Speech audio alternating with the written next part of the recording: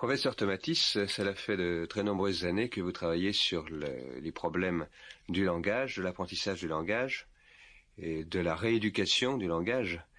Et aujourd'hui, nous aimerions dans cette cassette aborder justement comment se passe le début de l'apprentissage de notre langue dite maternelle.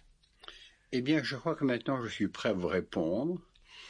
Et c'est vrai que ça fait une quarantaine d'années que je suis dans le problème, mais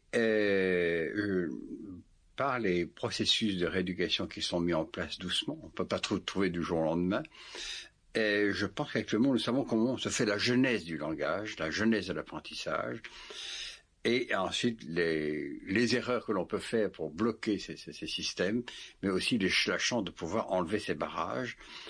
Alors comment ça commence? Eh bien ça commence beaucoup plus tôt qu'on ne le pense. Je crois que l'éducation commence presque à la conception, et ça me rappelle toujours un dit que j'ai entendu en Grèce il n'y a pas longtemps, qui se rapporte à Socrate, qui a tout dit. Et c'est une jeune ménage qui vient voir Socrate en lui disant « On vient te voir pour que tu nous montres comment éduquer notre enfant. » Et Socrate leur répond « Bon, mais il a quel âge l'enfant ?» Ben, il a 2 ans bientôt. Et c'est avant qu'il fallait nous voir qu'il naisse. Donc, il avait raison, car c'est déjà dans le ventre de la mère que les choses se passent. Il y a un dialogue qui va s'installer entre la mère et l'enfant, et à partir de ce dialogue se construit le langage.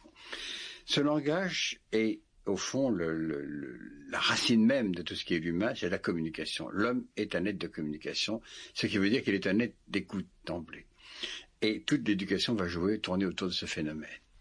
Une fois que l'enfant est né, eh bien, pour lui, la difficulté, c'est de passer de ce ventre à l'univers des hommes, donc d'une audition aquatique à l'audition aérienne.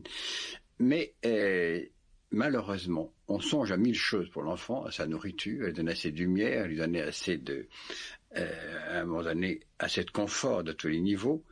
Par contre, on ne pense jamais au son qu'on va lui offrir. Et là, je pense qu'il faut marquer, car c'est là que vont se trouver tous les problèmes.